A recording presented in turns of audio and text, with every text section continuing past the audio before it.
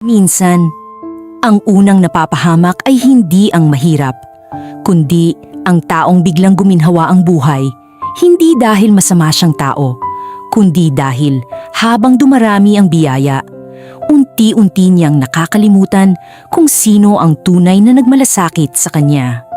May mga taong nananatili lamang kung saan sila mas nakikinabang.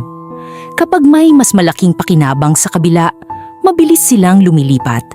At kapag wala nang mapapala, mabilis din silang umaalis. Ngunit ang hindi nila alam, para silang kumakapit sa isang punong mababaw ang ugat. Habang tahimik ang panahon, mukha itong matatag. Pero kapag dumating ang malakas na hangin, ito ang unang bumabagsak. At kasabay nitong bumabagsak ang lahat ng umasa rito.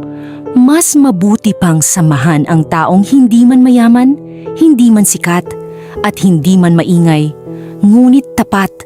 Dahil ang taong dumaan na sa maraming pagsubok ay parang punong malalim ang ugat.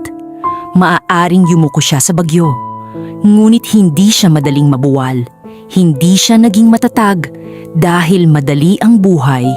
Naging matatag siya dahil maraming unos ang kanyang nalampasan. Kaya bago ka pumili ng taong sasamahan, huwag mong tingnan kung sino ang maraming pera. Huwag mong tingnan kung sino ang sikat. At huwag mong tingnan kung saan ka mas maraming pakinabang. Mas mahalagang tanungin ang sarili mo.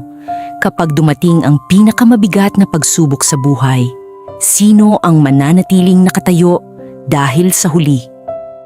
Hindi ang pakinabang ang magliligtas sa tao, kundi ang katapatan, mabuting pagkatao at matibay na pundasyon ng kanyang buhay.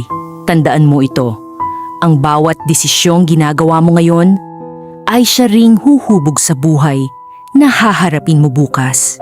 Dahil ang pundasyon ng buhay ay ang Diyos, maaaring dumating ang bagyo, lindol at unos. Ngunit hindi madaling mabubuwal ang taong ang pananampalataya ay nakaugat sa kanya. Kung umabot ka hanggang dito, mag-comment ka ng salitang matatag bilang patunay na pipiliin mong manatiling nakaugat sa katotohanan at sa Diyos.